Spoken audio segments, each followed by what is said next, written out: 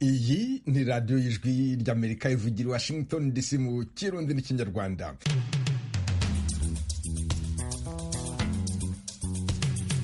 mwiriho mwese nongeye kubasuhuza muri kumwe na Venuste Nshimiyimana. Mu Rwanda mutwumvira kuri FM 104.3, naho mu Burundi turi ku mirongo migufi ya shortwave kuri metero 19 na 22. Dore ingingo nkuru twabateguriye. Umukuru w'igihugu cya Sudani y'Epfo Salva Kiir Mayardit akaba ari nawe uyoboye umuryango w'ibihugu bya Afurika y'Uburasirazuba arasozereza uruzinduko rwe muri Repubulika ya Demokarasi ya Kongo. Ararebera hamwe n'abakuru b'ibihugu uko amahoro yagaruka mu Burasirazuba bwa Kongo. Mu Burundi haravugwa ikibazo cy'amazi make mu mirwa mikuru Bujumbura na Gitega. Turashaka no kumara indwi tudafise amazi, rero iyo tuyakeneye turaja mu myonga, rero usanga atari meza mugabo kubera atakundi buri bugira hakurya burura yakoresha. Irene Dusengimana, umwe mu batuye umurwa mukuru Gitega muri quartier ya Magarama.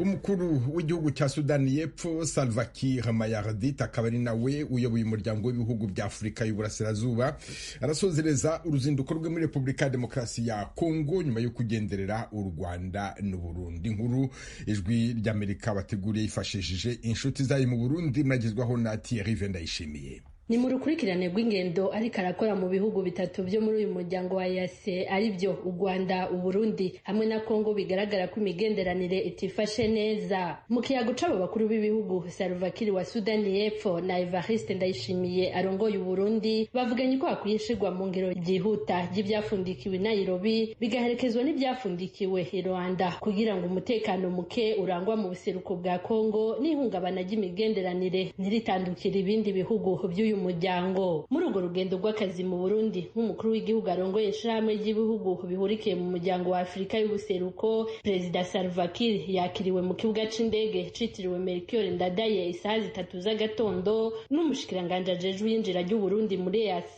Gervais Abayeho. Ku kirimba c'umukuru w'igihugu c'u Burundi hazwi ku izina ryo kwa Ntare, Salva Kiir yakiriwe na mugenzi we arongoye u Burundi Evariste Ndayishimiye. Umubonano w'abo bakuru b'ibihugu wabereye mu mwiherero. Mu itangazo risozera urwo rugendo ryasomwe n'umunyamabanga mukuru w'umuryango w'ibihugu bya Afurika y'Ubuseruko Dr. Peter Matuki rimenyesha ko abo bakuru b'ibihugu bashimangiye ko hakenewe ishirwa mu ngiro ryihuta ry'ibyafundikiwe i Rwanda mu gukinga k'umutekano ukomeza guhungabana birushirije mu buseruko bw'igihugu ca Kongo, ibihakwa gutuma iryo hungabana ry'umutekano ritandukira ibindi bihugu by'uyu muryango ndetse n'imigenderanire yabyo. Nk'uko Dr. Peter Matuki ati leurs excellences ont noté la nécessité pour les deux états. Ikindi abo bakuru b'ibihugu bavuganye nuko ibihugu bibanye kandi bivukanye u Burundi n'u Rwanda byoshira mu ngiro ibyo byiyemeza mu by'aya mareta abiri y'u Burundi n'u Rwanda yagiye arumvikana mu biyago by'imigenderanire hagati yabyo ndetse no mu muryango wa Afurika y'Ubuseruko, bityo ibi bihugu bikareka imigenderanire ikabandanya haba hagati y'abantu, ibintu hamwe no mu bikorwa. Umukuru w'igihugu Salva Kiir yagendeye u Burundi inyuma y'umunsi umwe avuye mu Rwanda aho yabonanye na Perezida Paul Kagame. Ibiganiro byabo byibanze ku mutekano mu karere ka Afurika y'ibiyaga binini. Ni mu gihe imbibe hagati y'u Burundi n'u Rwanda zugaye kuva ku wa 11/0 umwaka w'2024. Inyuma yo kugendera u Burundi, Perezida Salva Kiir yakomereje mu gihugu kibanye ca Kongo. Urakoze Thierry Ndayishimiye. Perezida wa Repubulika ya Demokarasi ya Kongo Felix Antoine Tshisekedi Chilombo yamaganye amasezerano u Rwanda rwasinyanye n'umuryango w'ubumwe bw'ibihugu by'Uburayi yerekeranye n'ubucuruzi bw'amabuye y'agaciro. Perezida Tshisekedi atunga agatoki leta y'u Rwanda nka kimwe mu bihugu by'amahanga bisahura umutungo wa Kongo. Aravuga ko umuryango w'ubumwe bw'Uburayi ari umufatanyacyaha. C'est vraiment une provocation de très très mauvais goût. Tout le monde sait que le Rwanda n'a même pas un gramme de... Mu by'ukuri ni ubushotoranyi bukarishye. Birazwi ko u Rwanda nta n'igarama ry'ayo mabuye y'agaciro y'ingenzi rugira mu butaka bwarwo. Mu gihe rero basinya amasezerano y'imikoranire n'icyo gihugu, bisobanuye ko bagiye gutiza umurindi ubusahuzi cyangwa ubucuruzi bwa magendu, kubera ko hari indyarya zishimisha. Tubibona kuri zahabu aho bambutse umupaka amabuye y'agaciro yacu bakayanyuza mu Rwanda bakajya kuyagurisha hariya. U Rwanda nta n'icyo ruyahinduraho, ahubwo ruyohereza hanze rukayungukamo, rwunguka mu maraso y'abanyagihugu bacu. Kandi ibyo ntibikwiriye, kubera ko amafaranga yavuye muri ubwo bucuruzi butemewe bayakoresha bagurira igisirikare cyabo intwaro ngo bakomeze gushoza intambara muri Kongo. Umugambanyi muri ibyo ninde? Ni umuryango w'ubumwe bw'i Burayi, uwo mwarimu ushaka kuza kugenzura amatora yacu, aha agena ngo ninde watsinze ninde watsinzwe. Arigisha iyubahirizwa ry'uburenganzira bwa muntu, ariko bararyigisha atanga urugero rubi ndengakamere. Tugiye gufata ingamba za diplomasi yewe n'iz'ubutabera kugira ngo dutambamire iyo mikoranire idafututse. Ntabwo byumvikana. Action diplomatique et même judiciaire pour empêcher cette union inexplicable. On ne comprend pas ça. Umuryango w'ubumwe bw'Uburayi uravuga ko ntaho ubogamiye ku kibazo cya Kongo kandi ko utahwemye kwamagana abashyigikira imitwe yitwaje intwari mu burasirazuba bwa Repubulika ya Demokarasi ya Kongo.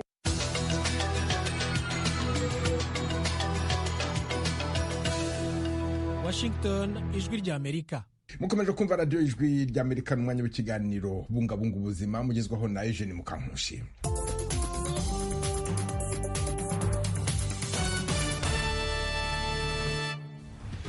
Iki cyumweru muri bungabunga ubuzima, mu gihe irushanwa ry'igikombe cya Afurika cy'ibihugu riheruka gusozwa, turareba byihariye ku buzima n'imibereho myiza by'abakinnyi. Ikindi, ese imitekerereze y'abakinnyi yabigira ingaruka ku musaruro wabo mu mikino? Mu gusoza turaza kureba impamvu kwagaza ingurube bishobora kuba ingenzi kubikoze. Izi nkuru hamwe n'izindi ni muri kiganiro bungabunga ubuzima cya none.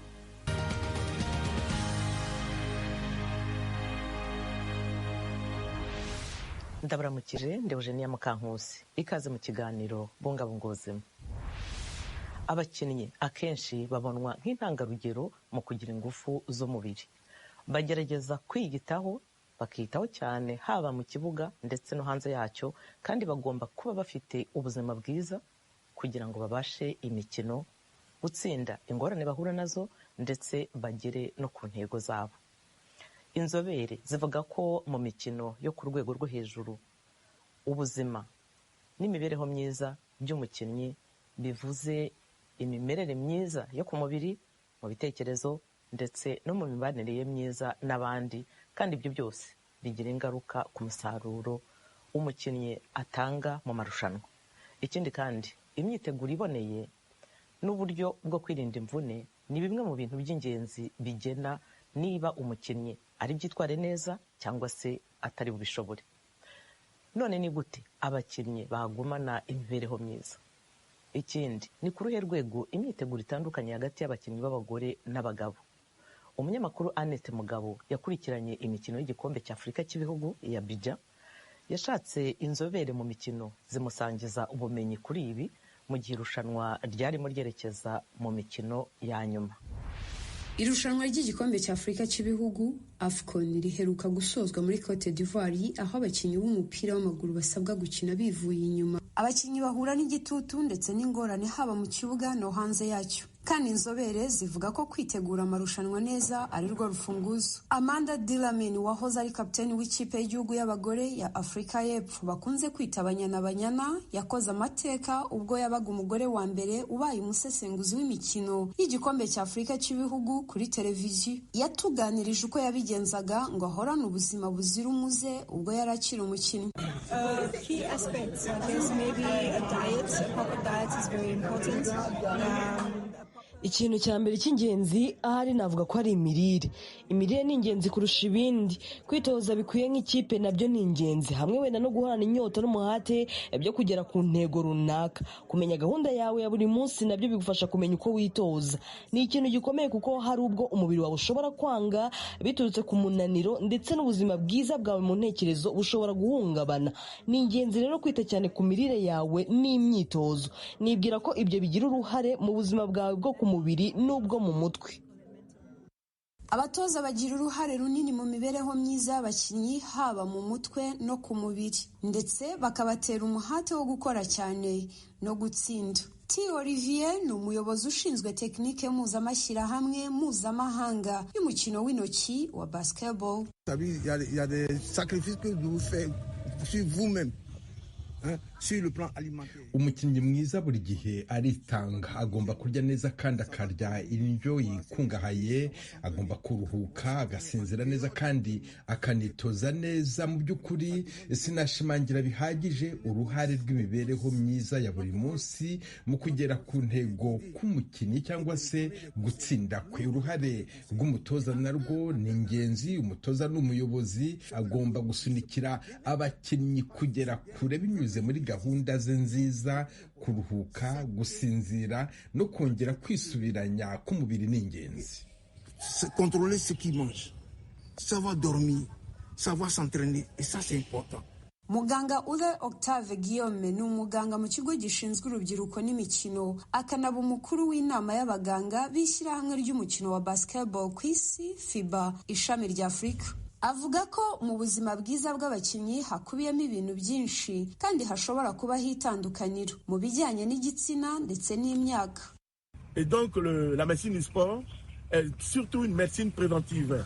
Iterambere ry'ubuvuzi bwa siporo n'ubuhanga mu bya siyansi byarafashije cyane mu kwirinda imvune. Ibikoresho byiza bya siporo, urugero nk'inkweto nziza, bizakomeza gufasha mu kwirinda zimwe mu mvune. Uburyo bw'imyitozo nabwo bufasha mu kurwanya imvune. Umuntu ntiyatoza abana n'abakuru mu buryo bumwe.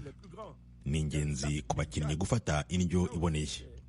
Itsinda ry'abashinzwe ubuvuzi barimo abaganga, abagorozi b'ingingo, abahanga mu ibonezamirire, abahanga mu mitekerereze ya muntu, abo bose bafite uruhare runini mu gukumira imvune. Imvune zishobora kubaho ku mubiri cyangwa yewe no mu ntekerezo. Imiterere y'umubiri w'umugabo itandukanye n'iy'umugore. Aha turavuga ku ireme ry'imikaya n'imiterere yayo.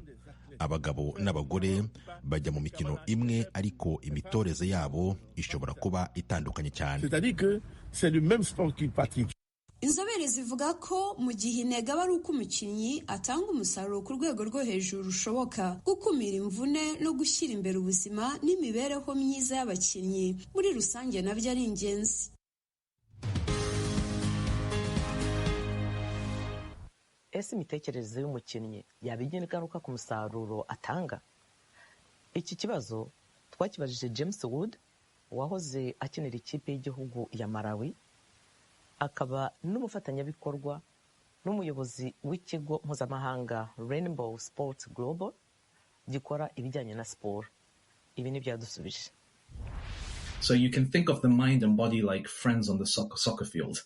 You need the mind and the body to interact. Ku ruhande rwo gukumira, twiga imyitozo nk'uko izina ribivuga yo gukumira imvune nk'iby'abakinnyi bagomba kwitondera igihe bari mu myitozo no mu kibuga nyirizina. Ku bijyanye n'ifunguro, harimo n'ibinyobwa banywa, ibinyobwa tubaha. Ikindi, hari indwara ziba zifatiye ku miterere y'ikirere, indwara runaka ziba muri ako karere. Nka hano, aka karere kabamo ibyago by'indwara ya yellow fever, rero biba bisaba kuyikingiza. Haba kandi na malariya, tuyikumira tubaha buri cyumweru imiti yo kuyirinda. Mu irushanwa nk'iri, ahantu hari ubushyuhe bwinshi n'ubuhehere bwo hejuru, hari udusebe tuzanwa no kumagara k'umubiri, indwara ishobora kuzahaza. Ibyo tubikumira duha abakinnyi ibinyobwa mu mukino bitari amazi gusa, ahubwo n'ibindi bisukika. Twirinda imvune kandi dukoresha ibikoresho byabugenewe bikingira umubiri. Tugerageza guhitamo ibikoresho byiza bijyanye n'imiterere y'ikirere. Dukora kandi n'ibijyanye n'inyunganiramirire mu rwego rwo kongera ubudahangarwa bw'umubiri ngo ubashe gukumira ibintu nk'ibyo, ariko kandi hari n'imiti igenewe kubikumira. Ntibashobora gutakaza ibirenze 2% by'ireme ry'umubiri wabo buri munsi, bigenze uko baba barimo kujya mu byago byo kutabasha kwitabira siporo zo ku rwego rwo hejuru nk'umupira w'amaguru. Hamwe n'imvune, ibikomere n'ihungabana abakinnyi bagira, tugerageza kubikora mu buryo bumwe bwihuse, tugasuzuma uko ubuzima bw'umukinnyi buhagaze kugira ngo hafatwe ingamba zikwiye aho ku kibuga, haba mu mukino cyangwa mu myitozo, ku buryo duhita dukoreraho isuzuma buzima cyangwa se hagakorwa isuzuma ryimbitse ryuzuza ibyo twabonye ku maso. Dukora tugendeye kuko ibintu bimeze kandi dukurikiza amabwiriza atangwa na komite mpuzamahanga ishinzwe imikino olympique. ese ku bwawe uko abakinnyi bameze mu mitekerereze byaba bigira ingaruka ku musaruro wabo mu mikino? Ese utekereza ko watanga umusaruro w'ikirenga muri siporo ndetse no mu buzima bwawe busanzwe ubaye ufite ingufu mu bijyanye n'ibitekerezo? Ibi ni bimwe mu bitekerezo by'abatuye Abidjan kuri iyi ngingo.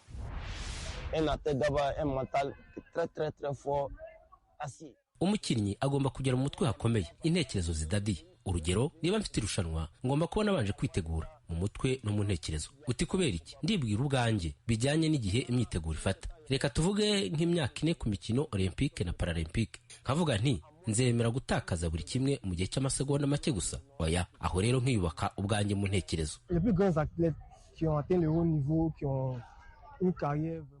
Abakinnyi bakomeye cyane bageze ku rwego rwo hejuru mu mikinire yabo ni abafite ingufu mu buryo bw'intekerezo. Guhora witeguye gutanga byinshi ukirenga wowe ubwawe, haba mu myitozo ariko by'umwihariko mu irushanwa. Si imbaraga z'umubiri gusa, ushobora kuba witeguye inyuma ku mubiri, ariko niba udafite ingufu mu ntekerezo byo kuba wahangana n'igitutu kikuzamo bijyanye n'amarushanwa akomeye, bisa nk'aho ntacyo wigeze ukora. Umukinnyi udafite mu mutwe hakomeye ni nk'umukinnyi udafite umwete. Ukora ku kijyanye n'intekerezo zawe kandi ubikora gahoro gahoro mu myitozo. Uko ugenda witabira amarushanwa ugenda wubaka intekerezo zidadiye. Rero nizera ko intekerezo ari ikintu cy'ingenzi muri siporo, nizo zigena umusaruro w'abakinnyi. Iyo mbonye ibendera rya Cote d'Ivoire ndatekereza ngo ngomba kugira icyo nkora nkagera n'icyo ntahana. Mu ntekerezo, iyo umukinnyi adakomeye bigira ingaruka ku musaruro. Yewe intekerezo zanjye zubakira imuhira, bivuze ngo nireba kenshi mu ndorerwamo, nkishyiramo akanyabugabo, nibwira nti nabishobora, nakora ibirenze. Biba bimeze nk'aho ndimo kurwana nanjye ubwanjye, mbese biba bimeze nk'aho ndimo guhangana nanjye ubwanjye ngo mbashe kurenga imbibi nsinde umuntu mbona mu ndorerwamo, uburyo bwo gushaka kurenga uwo nsanzwe ndi we. Yego, intekerezo zimfasha kurenga uwo nsanzwe ndi we, kuko nagiye ngira ibihe byiza n'ibibi muri siporo, ariko na n'ubu ndacyahari kandi bitangiye kubyara umusaruro ku bushake bw'Imana. Le mental est une chose de très importante que je dois beaucoup travailler dessus. Kuri njye intekerezo ni ikintu cy'ingenzi cyane mba ngomba gukora kenshi. Numva nduhutse cyane iyo nkoze imyiteguro yo mu mutwe mbere yo kugira igikorwa icyo ari cyo cyose nkora. Urugero, mu mukino nk'umupira w'amaguru hari amakipe iyo batsinzwe igitego bahita bacika intege. Hagiye habaho ibintu nk'ibyo. Uba ugomba kwiremamo ingufu z'imitekerereze yo kongera ugahatana, nk'uko abavandimwe bacu bari mu ikipe y'igihugu ya Cote d'Ivoire babikoze ejo bundi hashize. Wabonaga ko bafite umurava mwinshi wo kugaruka bagahatana bakishyura. Ni nk'ibyo, iyo uri umukinnyi wo ku rwego rwo hejuru uba ugomba kugira ingufu mu ntekerezo, kandi ibyo bigomba kuboneka no mu mitoreze. Mu bijyanye na siporo tuba tugomba kubitegura. Ese wari uzi ko kwagaza ingurube bishobora kukugirira akamaro? Ibyo bitangazwa n'ikigo cyo mu Buyapani cyororerwamo ubwoko bw'utugurube dutoya bihera ijisho. Iki ni ikigo cyo mu Buyapani kibamo ubwoko bw'ingurube ntoya zikunda abantu no gukina n'abantu. Ni twiza cyane, ni dutoya, ndumva najyana kamwe imuhira. Iki kigo gihaba gisura amahirwe yo gukinisha utwo tugurube duto.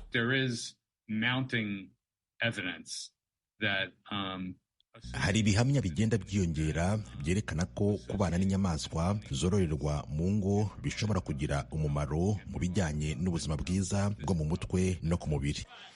Izi ngurube zikomeza kuba ntoya kabone niyo zaba zikuze. Abakora muri iki kigo bavuga ko zigira isuku cyane kandi zitanuka nk'uko bikunze kuvugwa ku ngurube. Abazisura bavuga kandi ko ziruhura kandi ari inyamaswa nziza zizi kubana n'abantu. Ikiganiro bungabunga ubuzima cya none naho tugisoreje. Ku yandi makuru y'ubuzima, inama zagufasha kumererwa neza ndetse n'ibiheruka kuvumburwa mu rwego rw'ubuvuzi, gumana n'ijwi ry'Amerika kuri wa eshatu /radiyo@voa.com.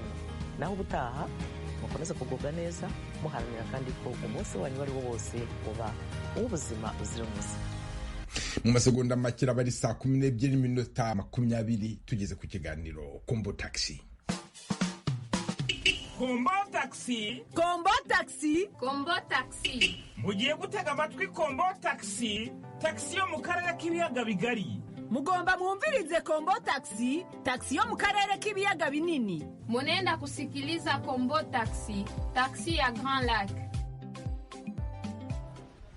Karibu wa client, karibu Mkombo Taxi, muko kila kitu mama, maya, kunywa, sombe na bugari mama, vyote viko ndani. Mama karibu, ingia tu. Kamata sako shako mzuri mama. Iyo ntibiduga, imiryango irajegera intebe.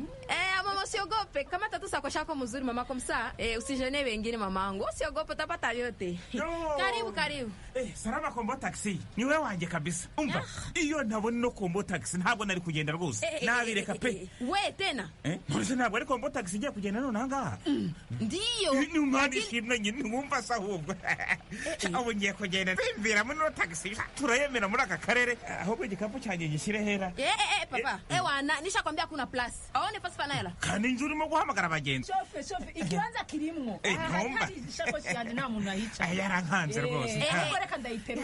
Papa acha kunigusia gari. C'est quoi ça? Hivi kuna sikia niko nakwambia kuna plus yako humu. Nifanye nini nikwambia eju nielewe? Ikibanza kirahari ariko icuye umugabo nico kibuze. Akimo.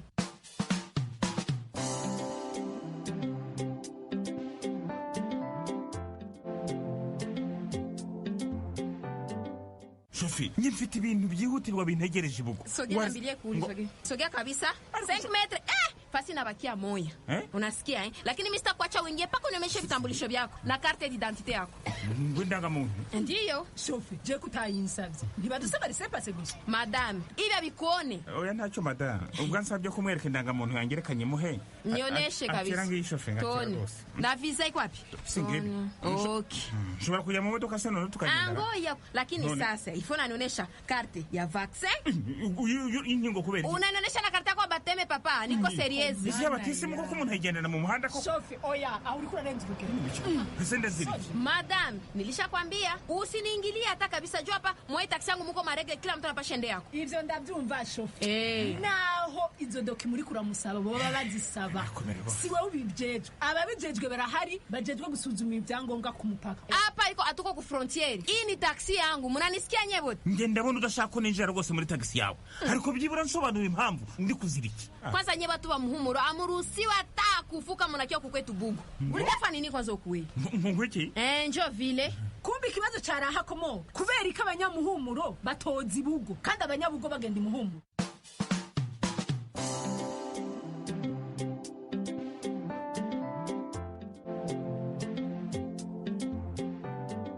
Umva Sophie.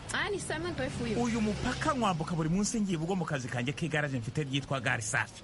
Abashoferi bose baranze. Ni wowe wenyine nto batubye gutya rwose. Pardon, unasema nini?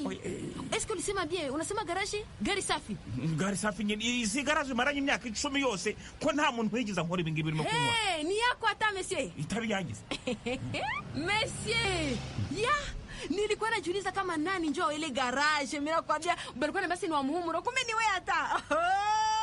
Messi makini kuna bahati leo ya kukutana na wewe papa. Kuya nikupatie kwa kayambia babangu na kabisa. Unajua kesho nilisaidia kile siku. Sitasawaka. Ile siku gari yangu iliharibikaka, ukafika na mbeba teknisia wako aseme banisaidie wakanipatia bateri ya mpya baba. Kuya tena babangu. Nyenyetura nako. Komana yanje byo tutari bubone muri inosi. Uyu mugabo ni wari umukeneye na gatoya kubera mamuko yiwe. Umuhora ubunyamuhumuro bwiwe. Ubu kubera ubonye gufitiye akamaro ndetse n'abanyabugo bose utanguye kumwana mabize nga nta soni. Sasa lakini madame naomba natabifa vya hatari. Sini warengeje urugero ryo nibara. Wikebuke kabisa. Urashobora kwankira umuntu amamuko yiwe. Hari n'umwe yabihisemo muri twebwe. Ntitwabisanzemo gutyo. Ndiyo vraiment. Urarengeje urugero. Twese nta n'umwe yarakwiye kutuzibira kuja ku mupaka kubera aho dutoruka. Rwose madayi by'aka kare kacu rwose ndumva bisobanukiwe neza. Ibi bintu abantu bihaye byo kuziza abantu aho bakomoka byica imigenderanire muri aka karere kandi n'igihombo kuri buri wese ugatuyemo. Cyari kiganiro Kombo Taxi, igikino mutegurirwa na la Benevolence ya Grand Lac kombo taxi ni buri wa gatandatu na buri cyumweru guhera saa 12:20 z'umugoroba kwenye radio Voix d'Amérique. mukomeje kumva radiyo y'ijwi ry'amerika. mu Burundi haravugwa ikibazo cy'amazi make mu mirwa mikuru Bujumbura na Gitega. abahatuye bavuga ko iyo baburaniwe bakoresha amazi yanduye mu nzuzi. ni inkuru ijwi ry'amerika bategura yifashishije inshuti zayo mu Burundi. muragezwaho na Desire Hatungimana. abo bakumugwa mukuru wa politiki Gitega bavuga ko amazi atera make cyane ku buryo bayabona rimwe mu ndwi canke ntibayakubita ijisho. Dusengimana Irene ni umukenyezi afite imyaka 30 akaba muri quartier Magarama. avuga ko kugira aronka amazi yo gukoresha mu rugo bitamworohera. amazi aratugora cyane nyene, kenshi turashobora no kumara indwi tudafise amazi. rero iyo tuyakeneye turaja mu myonga, rero usanga atari meza mugabo kubera atakundi buri bugira hakurya burura yakoresha. amashuri yisumbuye afise uburaro aharangwa ku bwinshi nayo nyene araga ibibazo y'ishirahamwe Regideso ritanze amazi. ivyo biremezwa n'abarongoye ayo mashuri. Patiri Simoni Nzigirabarya arongoye ishuri ryitiriwe Mugabekazi w'ubwitonzi n'umwe muri abo bayobozi. muri Regideso bikagwa muri ya misi yuko nabo badatanga amazi ngaha muri quartier iwacu, tuca tugira ubukene bw'amazi gushikaho n'abana bagenda kuvoma amazi hariya mu masoko ari yepfo mu mibande, bakaheza bakayazana ku mutwe kugira ngo bashobore kuyadushikiriza. Buramatari w'intara ya Gitega aremeza ubwo bukene bw'amazi ku mugwa mukuru w'intara arongoye, aho abayaronka bari munsi ya 50% nk'uko abivuga. Venamani Irambona yabwiye abakunzi b'ijwi ry'Amerika ko ico gisagara gitera caguka ku murindi udasanzwe, ariko amazi atorongerezwa. Vyaragaragaye yuko ngaha Igitega dusanzwe dukoresha amazi ari hariya mu bubiko, hariya mu kuzimu, mu gifaransa bita nappe phréatique, bayakuramwo babanje kwimba bagakoresha amapomo. niyo mazi mu bisanzwe dukoresha ngaha, be n'ayandi ava ku misozi na cane kugira ngo ashobore gukwira abenegihugu bo muri kino gisagara vy'ukuri urabona ko bidakunda. no mwishirahamwe Regideso ritanga amazi mu karere k'ubuseruko bemeza ubwo bukene bw'amazi buturuka ku kubura uburyo bwo kuyagwiza. Claude Manirakiza ahagarariye iryo shirahamwe Gitega aravuga ko hari umugambi munini uzoza utorera umuturamo ico kibazo. Leta y'u Burundi ifashijwe na leta y'u Bufaransa. Musanzwe turavye amazi ari ngaha mu gisagara ca Gitega novuga yuko ari nk'icya gatatu c'amazi akenewe. hariho umugambi wo guhingura aya mazi uruzi Ruvubu, tukaba tuko turagifashwamo n'igihugu cy'u Bufaransa, n'ubu baracariko barakora. uwo rero ni wo mugambi novuga wagutse uzoza utorera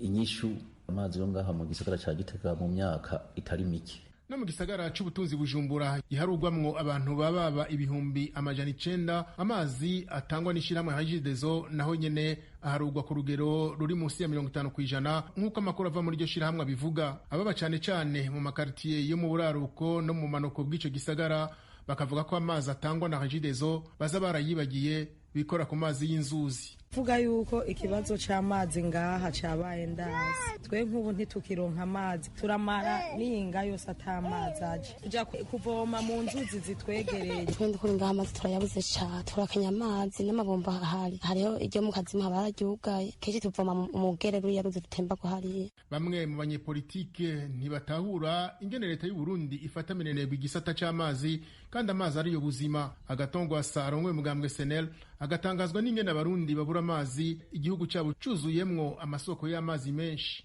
natanze akarorero niwe munsi wa gatanu i Dar es Salaam amazi bakoresha ava ku birometero birenga 80, mugabo twebwe kuva ngaha gushika ku kibira ni birometero bingana, kuva ngaha gushika ahahigi Mutambu ni birometero bingana.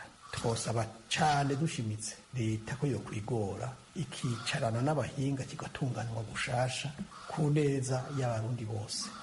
Naho mu buyobozi bwa Regideso badashima kugira ico bashikirije ku co bakiriko kirakogwa mu ntumbero yo gutorera umuti ubwo bukene bw'amazi, bamwe mu bakozi b'iryo shirahamwe bavuga mwibanga ko hari umugambi uri mu bubati bw'abarongoye iryo shirahamwe utashizwe mu ngiro. uwo nawo wari wo kongereza amazi akuwe mu kiyaga Tanganyika ku rugero rwa metero kibe zirenga 40,000, ukaba wari wateguwe n'umuryango utabara imbabare kw'isi CICR mu mwaka wa 2018. iryo shirahamwe rikaba ryakoresheje amafaranga angana no muri yaridi 1,500,000 amafaranga y'amarundi. Urakoze Desire Hatungimana. Nta dusoreje aya makuru, dukomeje kandi gahunda yo gusigasira umuco karande n'ururimi gakondo. Dore umugani uyu munsi ufite imijugujugu ntaribwa n'impyisi. Mugire umugoroba mwiza. Mwari kumwe na Venuste Nshimiyimana.